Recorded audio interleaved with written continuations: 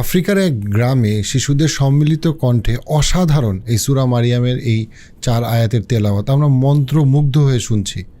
কিন্তু এর সরল অর্থ কি আমরা জানি? এর শিক্ষাগুলো কি আমরা জানি? এই আয়াতগুলোর সাথে কি আমরা আমাদের জীবনের প্রাসঙ্গিকতাকে খুঁজে পাই বা আমরা কি বুঝতে পারি এখানে আল্লাহ আমাদেরকে কি শিক্ষা দিচ্ছেন? চলুন প্রথমে আয়াতগুলো শুনে আসি।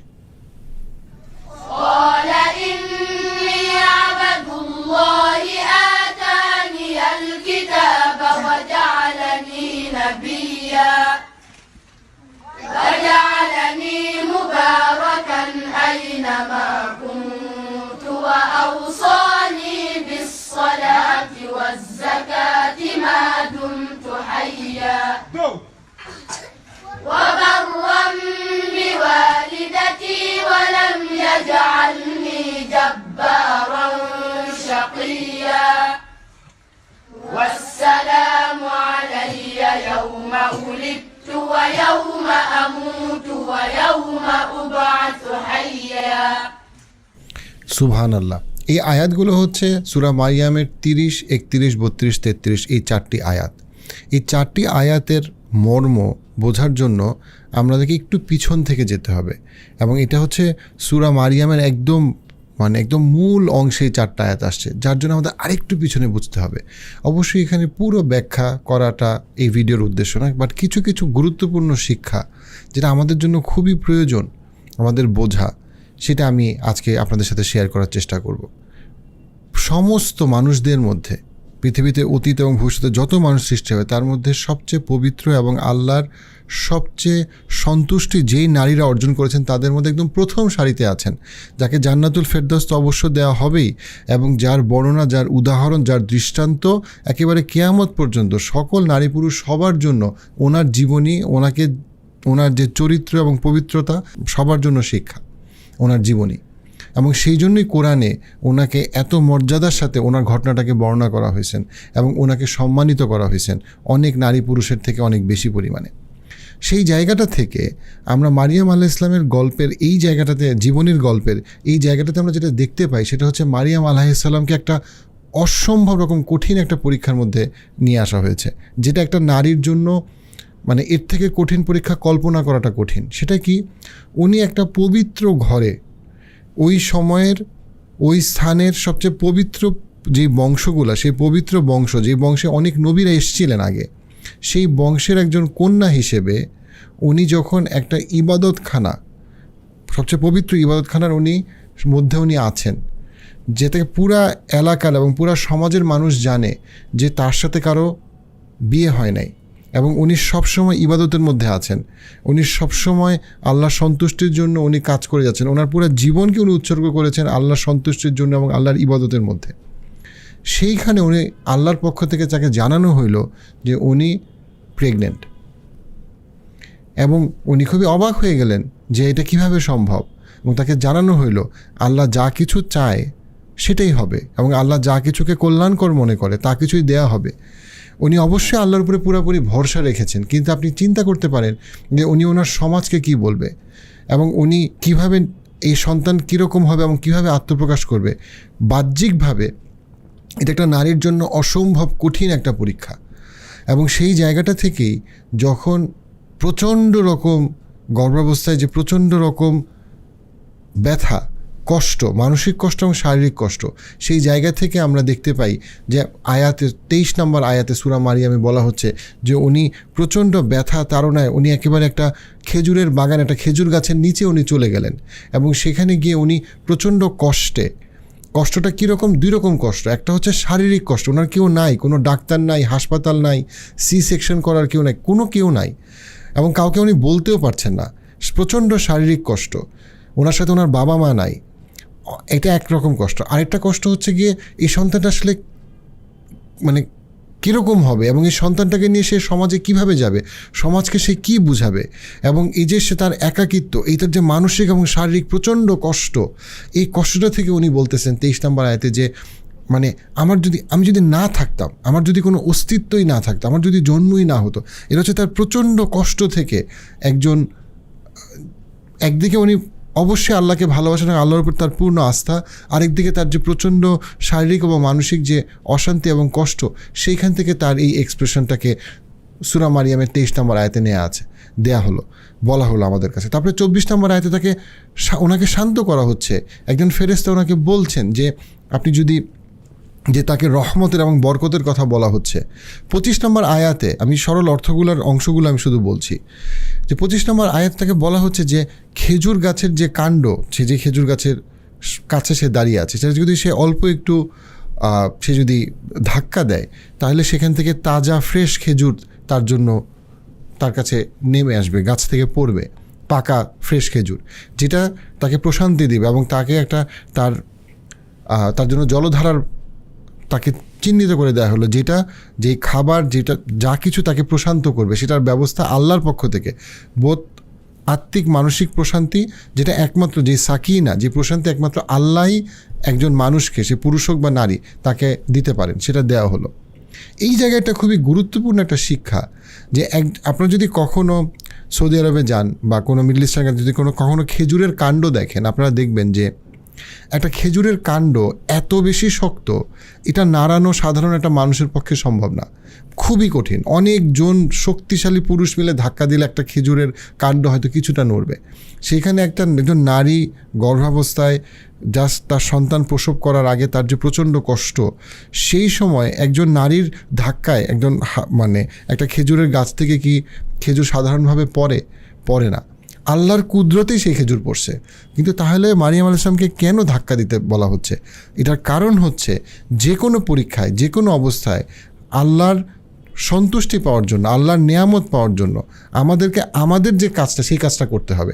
আমরা অনেক সময় যখন আল্লাহ আমাদেরকে কঠিন পরীক্ষা দেয়, সেটা রোগ হোক, সেটা বিপদ হোক, সেটা ঋণগ্রস্ততা হোক, আমরা আগেই আল্লাহর নিয়ামত চাই, কিন্তু আমরা আগেই তাড়াহুড়া করি, আল্লাহর পক্ষ থেকে দোয়া কেন কবুল হচ্ছে না। কিন্তু আমরা ভুলে যাই যে আল্লাহ আমাদেরকে পরীক্ষা করবেন এবং আমাদের যে কাজটা, সেই কাজটা আমাদেরকে করতে হবে। নূহ আলাইহিস সালামকে নৌকা বানাইতে হয়েছেন, অবশ্যই সেই সময় জলধারা এমন ছিল যেটা যে কোনো পাহাড়ের উপরে স্রোত চলে যায়, কিন্তু ওই নৌকা ডুবে নাই। তাহলে তো আল্লাহ চাইলে এমনিই নূহ আলাইহিস সালামকে বাঁচাইতে পারতেন, কিন্তু তারপরেও কেন নৌকার কথা বলা হয়েছে? কারণ আমাদের পক্ষে, আমাদের সামর্থ্য অনুযায়ী যেই কাজটা, পরীক্ষায় উত্তীর্ণ হওয়ার জন্য আমাদেরকে সেই কাজটা করতে হবে। মারিয়াম আলাইহিস সালামের ধাক্কার কারণে খেজুর পড়ে নাই, আল্লাহর কুদরতেই খেজুর পড়ছে। কিন্তু আল্লাহর বান্দা হিসেবে মারিয়াম আলাইহিস সালামের দায়িত্ব যে তাকে আল্লাহর নির্দেশ ওই অবস্থাতে পালন করতে হবে, এবং সেই নির্দেশটা হচ্ছে তোমার সামর্থ্য অনুযায়ী তুমি খেজুর গাছের কাণ্ডে তুমি ধাক্কা দাও। এই যে একটা সিম্বল, এটার যে একটা এসেন্স, এটা আমাদের জীবনের জন্য খুব গুরুত্বপূর্ণ চিন্তা করা। আপনাকে আল্লাহ একটা কঠিন পরীক্ষা দিয়েছে, ডিভোর্স দিয়ে, অশান্তি দিয়ে, কিন্তু ওইখানে আপনার যে রোল, আমার যে রোল, সেই কাজটাকে আমরা করতেছি কিনা। আমরা আল্লাহর উপরে অবশ্যই ভরসা করবো, কারণ আমরা জানি একমাত্র আল্লাহর অনুমতিতেই আমি বিপদ থেকে উদ্ধার পাবো। কিন্তু অ্যাট দ্য সেম টাইম আল্লাহ আমাদেরকে দায়িত্ব দিয়েছেন যে আমাদের সামর্থ্য অনুযায়ী আমাদের কাজটা করার। তারপরে আয়াতগুলোতে আমরা যদি যাই, তারপরে আমাদের ঈসা আলাইহিস সালামের জন্ম হইল, এবং আল্লাহ আযজা ওয়া জালের কোরআনের এই আয়াতগুলো থেকে আমরা জানতে পারি যে মারিয়াম আলাইহিস সালামকে উনি প্রশান্তি দিলেন, এবং তারপরে যখন মারিয়াম আলাইহিস সালাম এই সন্তানকে কোলে করে তার মানুষের কাছে নিয়ে গেলেন, তখন শুরু হইল আরেক পরীক্ষা। সেটা হচ্ছে, মানুষ বলা শুরু করলো, তুমি কি ভয়ঙ্কর একটা কাজ করছো। ফারিয়া, এই শব্দটা এসছে, এটা ভারী শব্দ। আপনার তাফসিরে এসছে যে এই ফারিয়া শব্দটার মানে হচ্ছে একটা কত মারাত্মক একটা বিষয়, কত ভয়ঙ্কর একটা বিষয়। কারণ সাথে সাথে তারা তার চরিত্র নিয়ে প্রশ্নর দিকে চলে গেল ওই লোকালয়ের মানুষরা, এবং তারপরে তারা বলল, তোমার আব্বা এত ভালো মানুষ ছিলেন, এবং তোমার আম্মাও অবশ্যই কোনো অশ্লীলতার সাথে যুক্ত ছিলেন না, অর্থাৎ তুমি এত ভালো পরিবারের সন্তান, সেখান থেকে তুমি এরকম একটা কাজ। অর্থাৎ তারা অলরেডি তাকে নিয়ে একটা, যেহেতু তারা সন্তান দেখছে এবং তারা জানে যে ওনার কখনো বিয়ে হয় নাই, ওনার সাথে তাদের দেখা অনুযায়ী কোনো বৈধ সম্পর্ক কারোর সাথে ছিল না, তারা সাথে সাথে ধরেই নিল একটা অবৈধ সম্পর্ক থেকে এই সন্তানটা আসছে।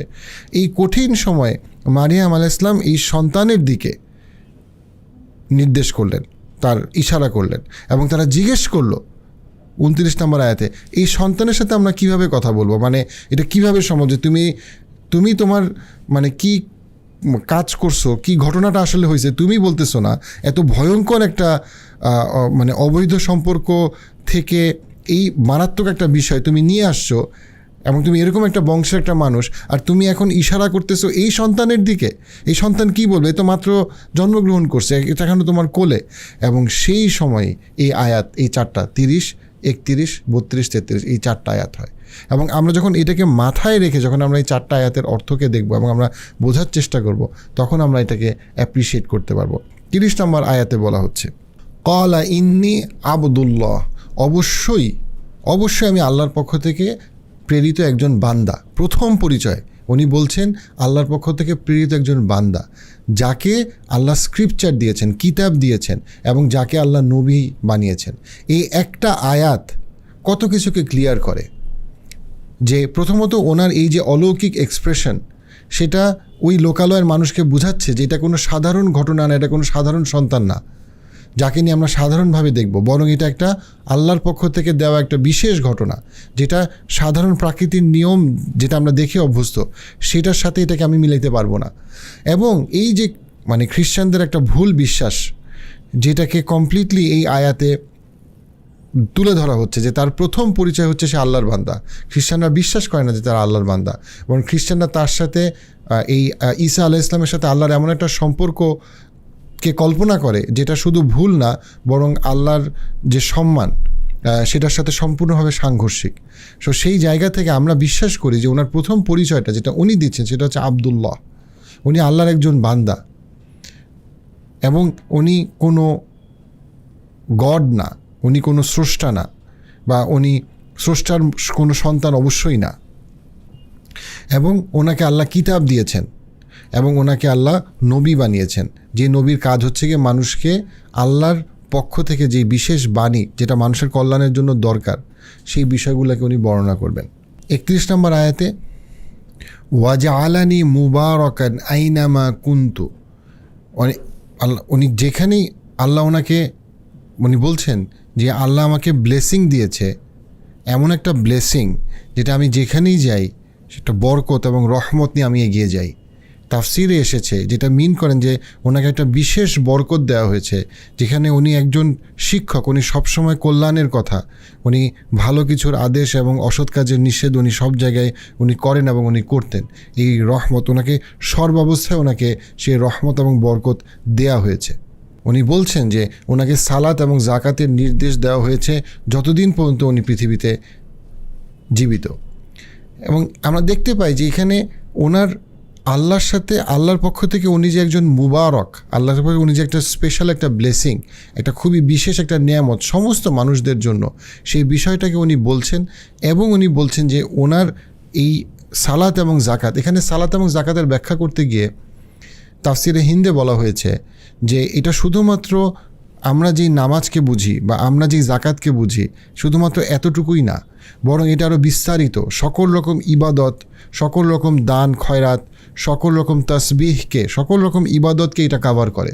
এটা শুধুমাত্র আমরা যেই নামাজকে বুঝি এবং আমরা যেই জাকাতকে বুঝি, এইখানে এই সালাত এবং জাকাত বলতে শুধুমাত্র এতটুকুর মধ্যে এটার অর্থ সীমাবদ্ধ, এটার অর্থ বা ব্যাখ্যা সীমাবদ্ধ না, বরং এখানে সালাত এবং জাকাত বলতে সকল রকম মৌলিক ইবাদত যেটা ওই সময় কালের জন্য আল্লাহর পক্ষ থেকে নির্দেশ হিসেবে তার কাছে এসছে, সবগুলোকে এটা কাভার করে।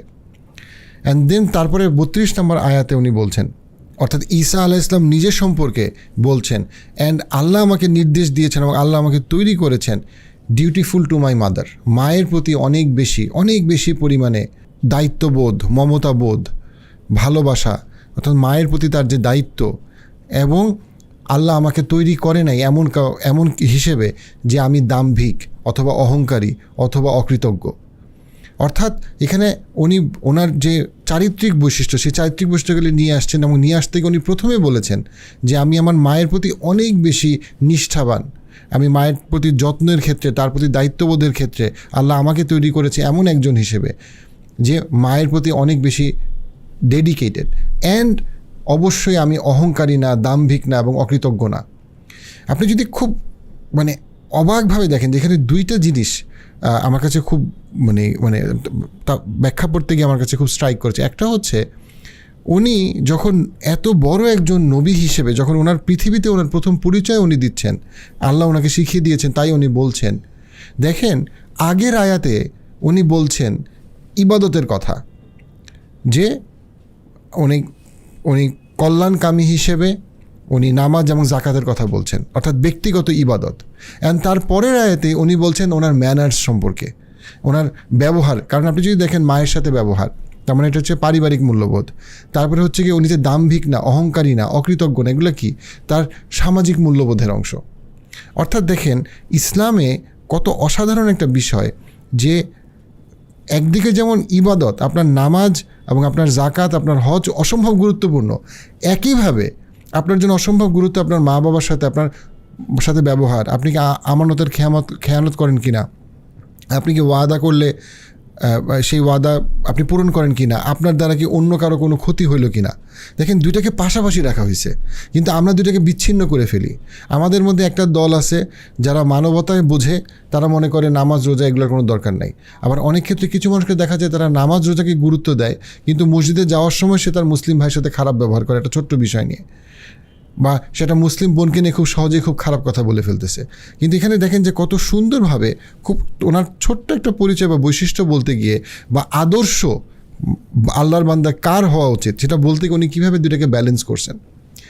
অ্যান্ড আরেকটা যেটা জিনিস খুবই স্ট্রাইকিং, সেটা হচ্ছে একজন নবী ওনার পরিচয় দিতেছে সারা পৃথিবীর সামনে, এবং ওইখানে উনি ওনার মায়ের প্রতি, ওনার বাবা ছিলেন না, সো উনি ওনার মায়ের কথা বলতেছেন, ওনার মায়ের প্রতি ওনার যে দায়িত্ব, সেই দায়িত্বের কথা উনি বলতেছেন।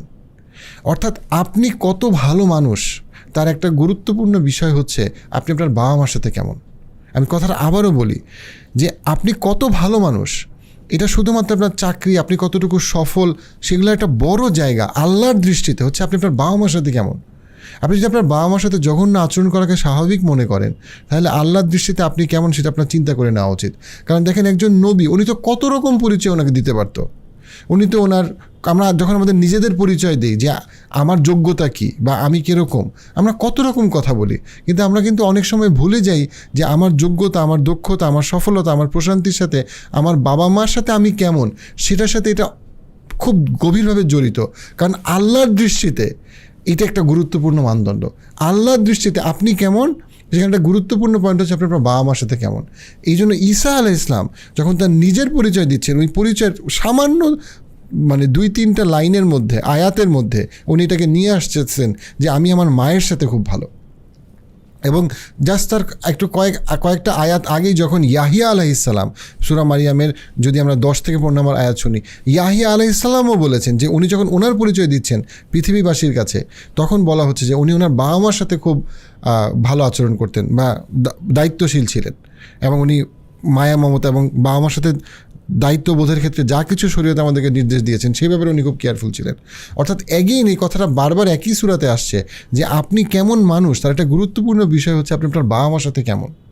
লাস্ট যে আয়াতটা উনি বলছেন, এবং সালাম আমার উপরে, সালাম এখানে নিরাপত্তা, এখানে পিস, দুইটাই মিন করে, পিস এবং নিরাপত্তা আমার উপরে, যেদিন আমার জন্ম হয়েছে, যেদিন আমার মৃত্যু হবে, এবং যেদিন আমাকে আবার জীবিত অবস্থায় পুনরুত্থান করা হবে।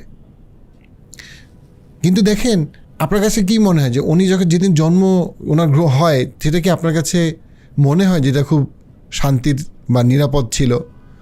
না, অ্যাপারেন্টলি ওনার মায়ের এত ভয়ঙ্কর একটা অবস্থা, ওনার এলাকার মানুষ ওনার মাকে ওনার চরিত্র সম্পর্কে খারাপ কথা বলতেছে। আপনার কাছে বাহ্যিকভাবে কি মনে হচ্ছে? এটা তো একটা ভয়ঙ্কর অবস্থা।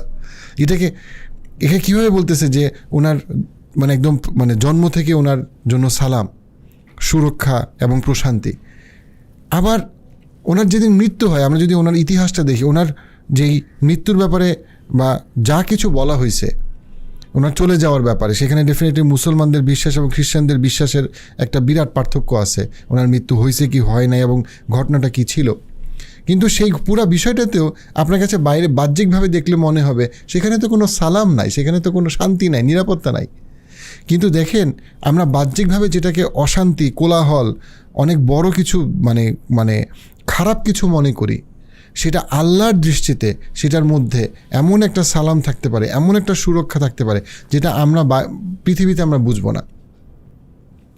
ঈসা আলাইহিসসালামের মতো সম্মানিত মানুষ পৃথিবীতে আর কয়জন আছে?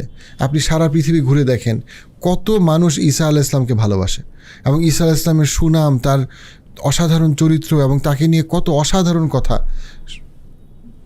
মানে কত পৃথিবীর লক্ষ কোটি মানুষ বলছে। সো এই যে সালাম, এই সালামের একটা বৃহত্তর মিনিং আছে, যেটা আমরা শুধুমাত্র ওই মানে মানুষের নিচু চোখে দেখে ইমিডিয়েট যে অস্থিরতা সেটাকে দেখে আমরা বুঝতে পারবো না। কিন্তু আমরা যদি বৃহত্তরভাবে ঈসা আলাইহিস সালামের জীবনটাকে দেখি, আমরা দেখব সেই ওনার এই জীবনে, ওনার এই মহান, উনি বেশি বছর পৃথিবীতে ছিলেন না মানুষের সাথে, কিন্তু ওই ছোট্ট জীবনে উনি যেই প্রভাব রেখে গেছেন সেটা দিয়ে সারা পৃথিবীর কত মানে জিওপলিটিক্যাল চেঞ্জ, কত বিরাট মানে পরিবর্তন, কত সভ্যতার উত্থান পতন হয়ে গেছে। এবং তখন আমরা বুঝি যে ওনার এই কথাটা গভীরভাবে, যে সালাম আমার উপরে যেদিন, মানে সালাম বলতে এখানে এগেইন প্রশান্তি, শান্তি এবং নিরাপত্তা, যেদিন আমার জন্ম হয়, যেদিন আমার মৃত্যু, এবং যেদিন আমাকে আবার পুনরুত্থান করা হবে, সেটা পার্টিকুলারলি শেষ বিচারের দিনের কথা, কিয়ামতের দিনের কথা বলা হচ্ছে। সো এই আয়াতগুলো থেকে আমি সামান্য কিছু শিক্ষা আপনাদের সাথে শেয়ার করার চেষ্টা করেছি। অবশ্যই আমি কোনো বড় আলেম বা কোনো বড় মুফতি বা কোনো বড় মুফাসসির হিসেবে আমি বলি না, এবং সেই যোগ্যতাও আমার নাই। কিন্তু একজন সাধারণ মুসলমান হিসেবে এই আয়াতগুলো শুনে যেমন আমাদের খুব ভাল লাগে, আমি বিশ্বাস করি আয়াতগুলো যদি আমরা বুঝি এবং যদি আমরা মুখস্থ করি এবং যদি আমরা সালাতে বারবারই আয়াতগুলো পড়ি, তখন এই আয়াতগুলা আমাদের আরও আয়াতগুলোর উপরে আমল করা আমাদের জন্য সহজ হবে। এবং এই আয়াতগুলা ইনশাআল্লাহ কিয়ামতের দিন আমাদের পক্ষে সাক্ষী দিবে, যদি আয়াতগুলোর উপরে আমরা মনে ধারণ করতে পারি, অন্তরে ধারণ করতে পারি এবং আমল করতে পারি।